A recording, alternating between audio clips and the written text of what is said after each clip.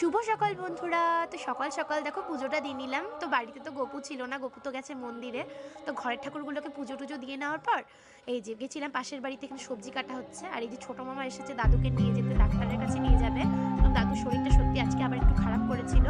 তো তারপর তো মা এখানে রেডি হয়ে গেছে, আমরা চলে এসেছি মন্দিরের এখানে। তো এখানে কীর্তন চলছে, দেখো কত ভক্তগণ এসেছে আজকে। সত্যি আজকে কিন্তু খুব ভিড় হয়েছিল, সবাই সূর্য পূজা দেখবে বলে এখানে চলে এসেছে বিকেল বেলাতে।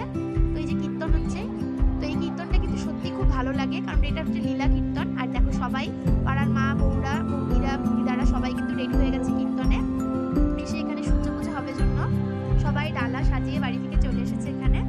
তো আজকের ব্লগটা আমি একটু বড় করেই করেছি, তোমরা প্রথম থেকে দেখলে সবটাই বুঝতে পারবে।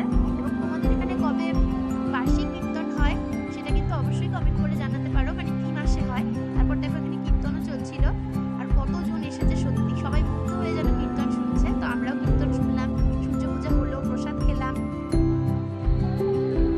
তো আজকের দিনটা সত্যি খুব ভালোভাবে কেটেছিল। তারপর এই যে সবাই মিলে এখানে দেখো বসে পড়েছে প্রসাদ খেতে।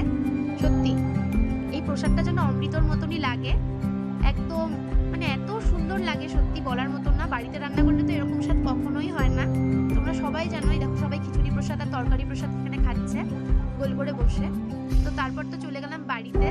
বাড়িতে এসে এই যে দিদুনরা এসেছিল, আমি আর বউ মিলে এই যে আদা দিয়ে ভালো করে দুধ চা করলাম। তো এই যে দুধ চা করে এই যে কাপের মধ্যে ঢেলে নিলাম, আর তারপর আমরা সবাই মিলে বাড়িতে প্রসাদ এনে খাচ্ছি।